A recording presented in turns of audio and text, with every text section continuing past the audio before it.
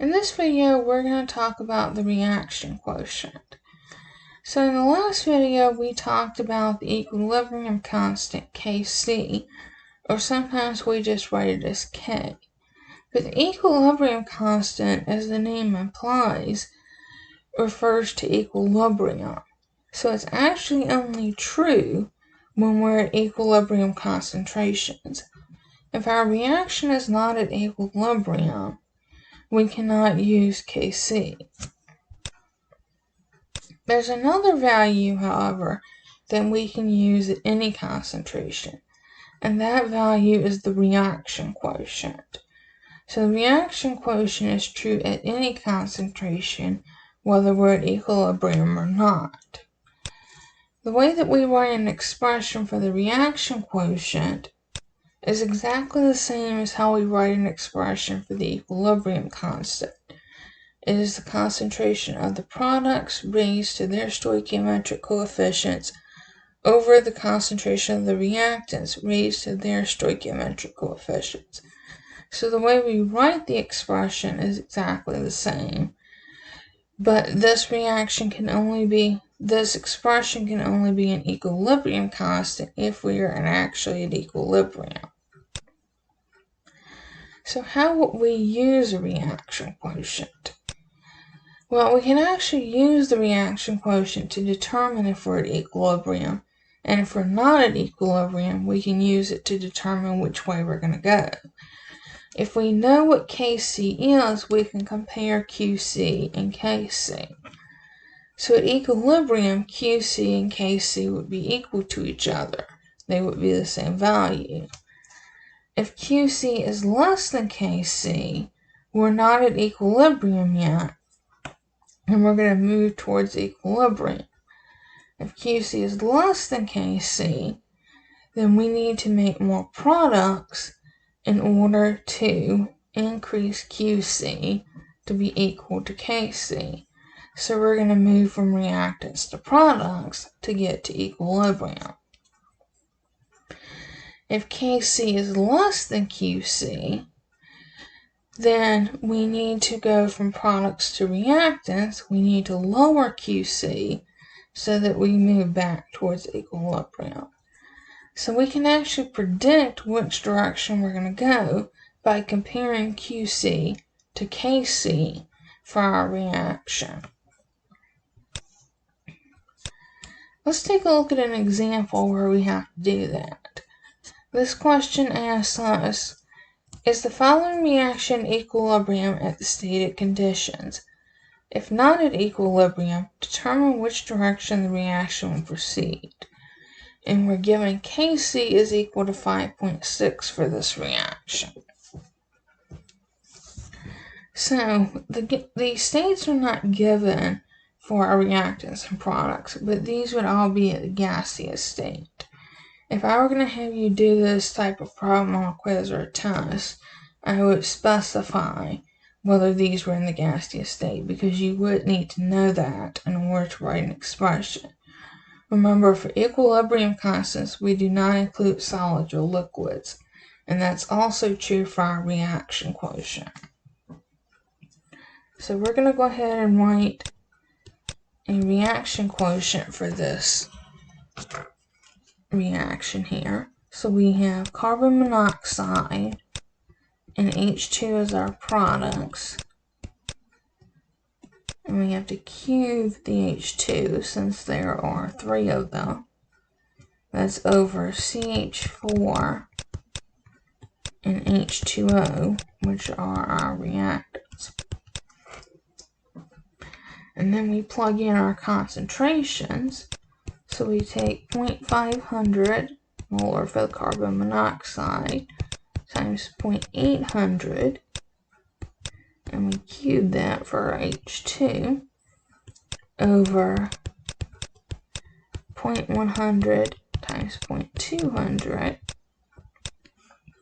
So if we take 0.5 times 0.8 cubed, divide it by 0.100 times 0.200, we come up with 12.8.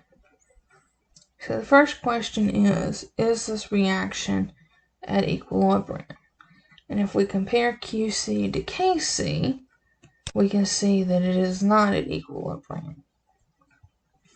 In this case, QC is greater than KC, so we're going to have to shift in order to reach equilibrium.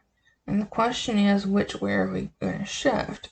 Well, QC is greater than KC, which means that we need to go back and form some more reactants in order for this reaction to reach equilibrium.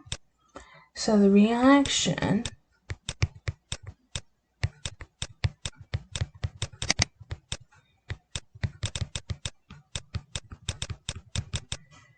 will shift to the left toward the reactants.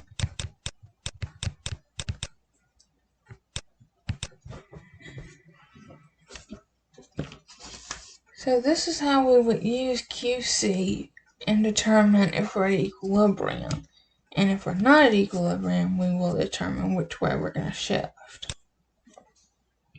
So the other thing that we need to talk about is calculating equilibrium concentrations. So sometimes we're given KC and we're not given concentrations of either reactants or products.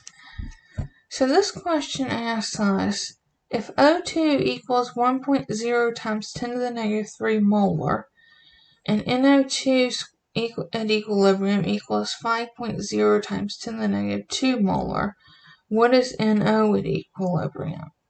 And we're given KC for the reaction. So we can write our KC expression here.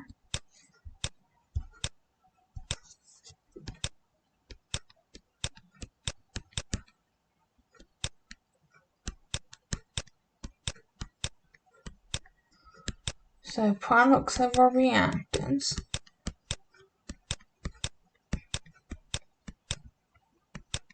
and O2 is not squared because there's only one. So we can plug in the values that we're given. We're given KC, which is 6.9 times 10 to the 5th, is equal to NO2, we're given a concentration of 5.0 times 10 to the negative 2.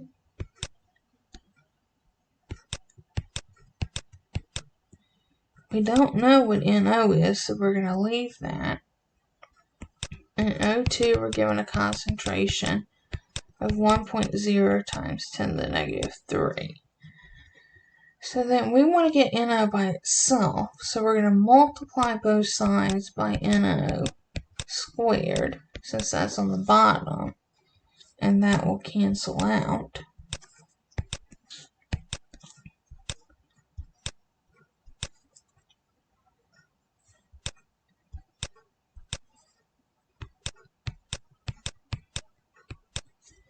So then we get 6.9 times 10 to the 5th times NO squared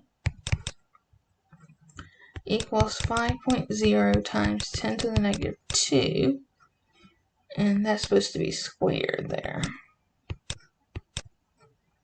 Divided by 1.0 times 10 to the negative 3.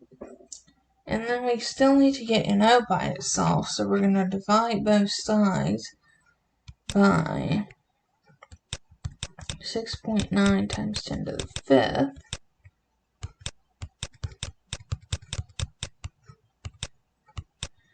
And I'm actually going to have to move this over to the next slide. So we get NO squared is equal to 5.0 times 10 to the negative 2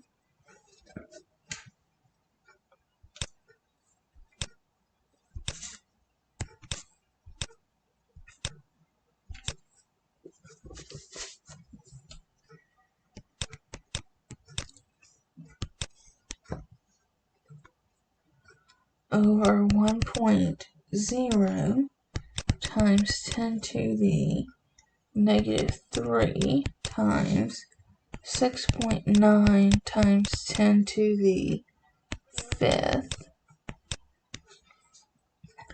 And since NO is squared, we're going to take the square root of both sides.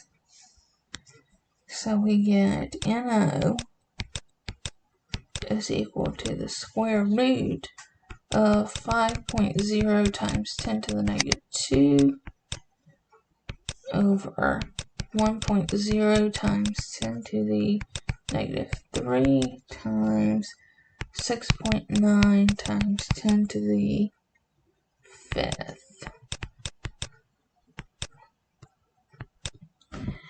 And if we multiply 5.0 times 10 to the negative 2 squared, divide it by 1.0 times 10 to the negative 3 times 6.9 times 10 to the 5th, and then take the square root of that value, we get 0.0019 molar.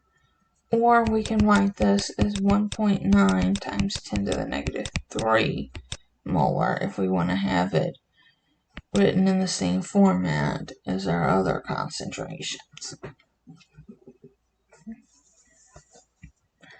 So let's take a look at another type of calculation that we can do. Actually, this one is similar to our last one. The initial concentration of HI is 0.100 molar and Kc is 0.11 for the reaction. Calculate the concentration of all species at equilibrium.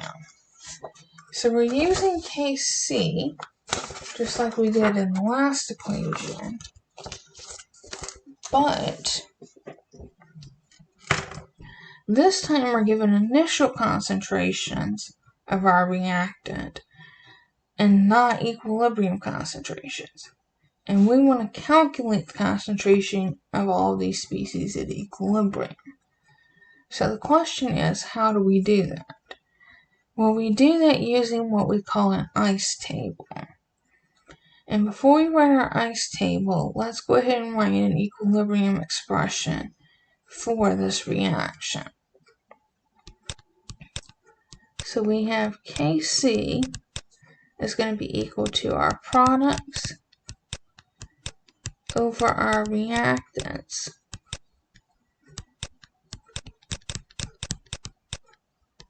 And this expression is going to be important later on. So we're going to write what we call an ice table here.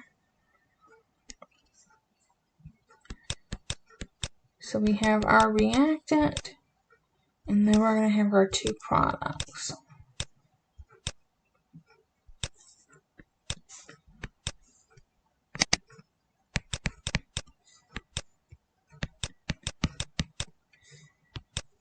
And we call this an ice table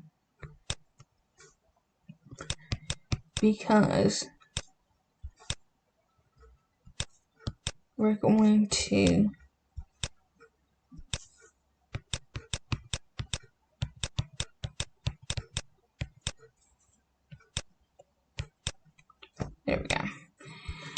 we're going to put our initial concentrations, our change in concentration, and our equilibrium concentration. So ICE is an acronym. It stands for initial, change, and equilibrium. So our initial concentrations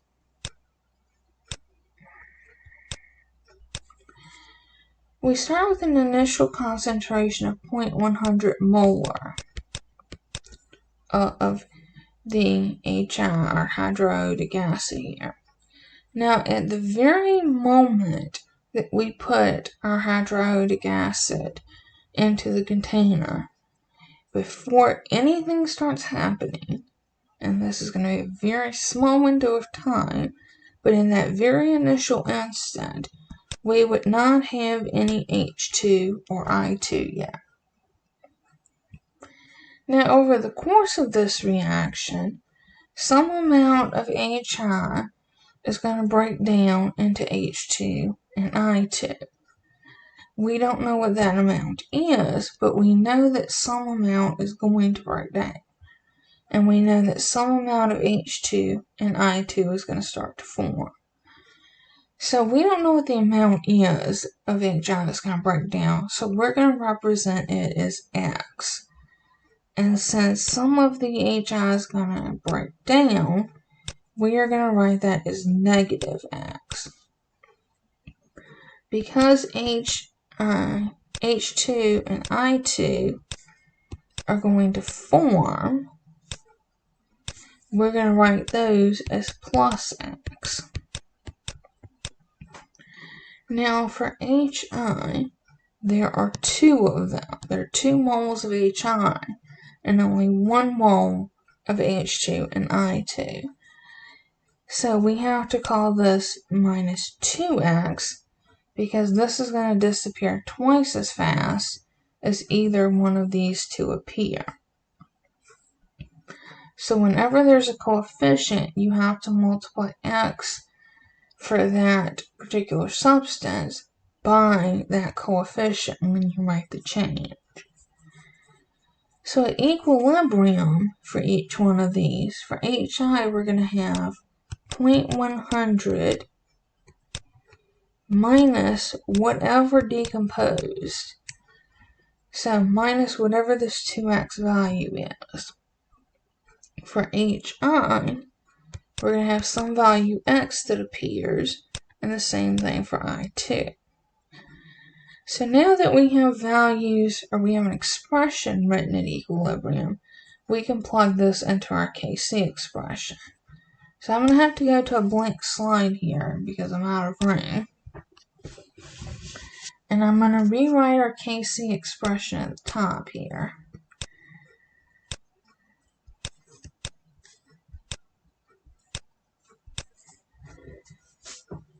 So we had that Kc was equal to H2 times I2 over HI squared. And we were given a value for Kc of 0.11. Now when we wrote expressions at equilibrium for H2 and I2, we represented those as X. And for HI, we represented that as 0.100 minus 2X.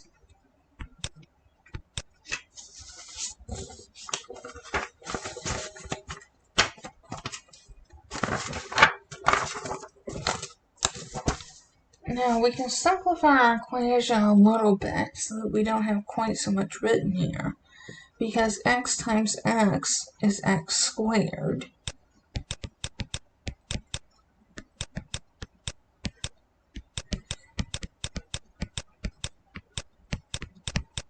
And this actually is going to make our lives easier, because it just so happens that both the top and the bottom of this fraction are squared.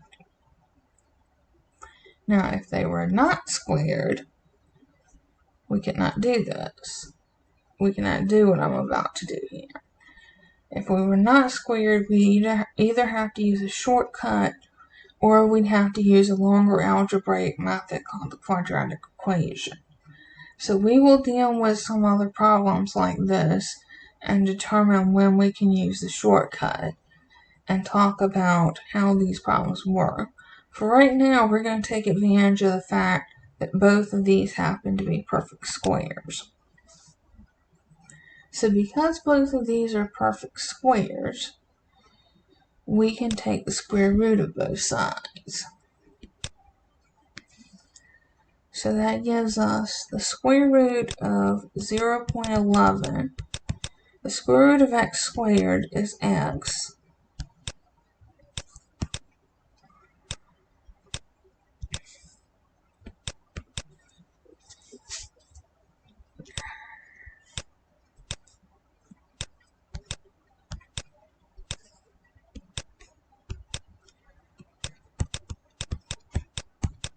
And the square root of 0.100 minus 2x squared is just 0.100 minus 2x. Not 2 minus x, but 2x. So then, to reduce the amount of writing I'm going to have to do, I'm going to go ahead and take the square root of 0.11. So if you put the square root of 0.11 in your calculator, it comes out to 0.3317.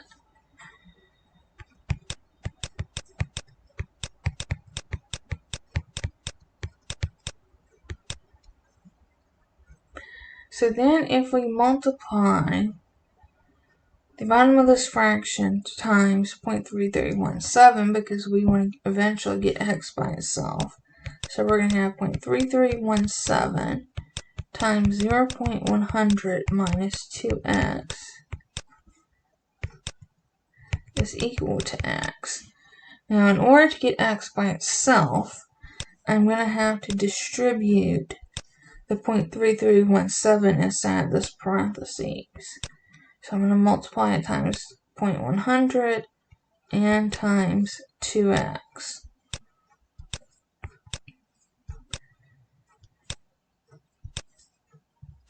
So when we do that, we get 0.3317 times 0.100 comes out to 0.03317.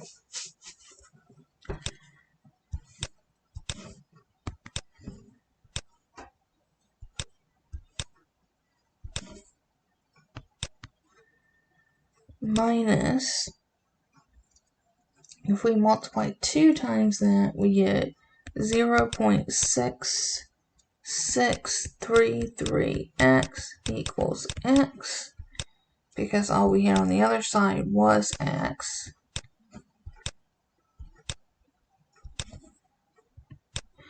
And then I'm going to move the 0.6636x to the other side, so I'm going to add it over to the other side. And that gives us 0.03317 equals 1.6633x. And then finally, we want to get x by itself, so we divide both sides by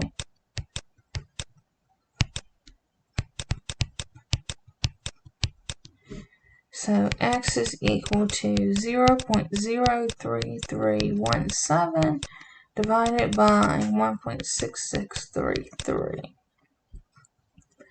And if we divide that out, that comes out to 0.01994.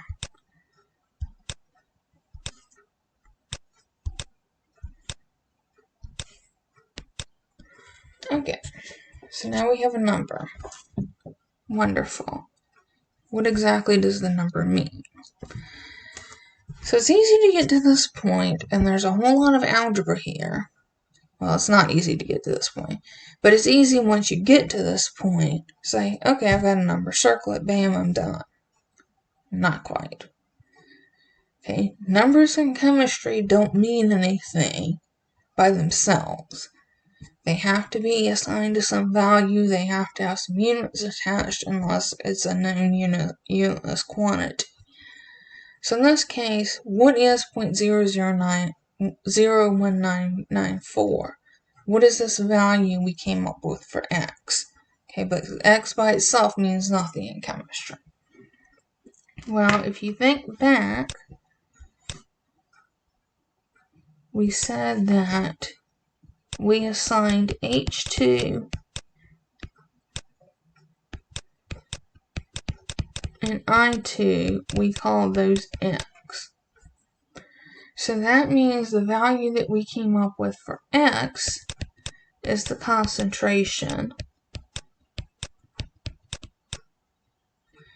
of both H2 and I2. For HI,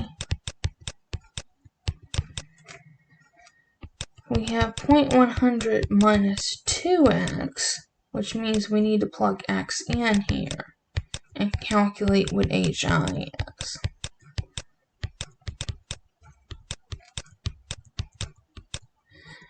So if we take 0.100 minus 2 times 0.01994, that comes out to 0.06102 molar. Okay. So once you get your X, remember X means something, so we need to go back and calculate whatever it is that X means. The question originally asked us to calculate the equilibrium concentrations of all of the species in this reaction. So that's what we're trying to calculate. Once we have X, then we know H2 and I2. We said their value at equilibrium was X, so X gives us the concentration of those two. For HI, we said equilibrium, that was 0.100 minus 2x, so we take 0.100 minus 2 times that value, and we get the concentration of HI. Okay. So we're actually going to stop here, and we will get some more practice calculating equilibrium concentrations in class.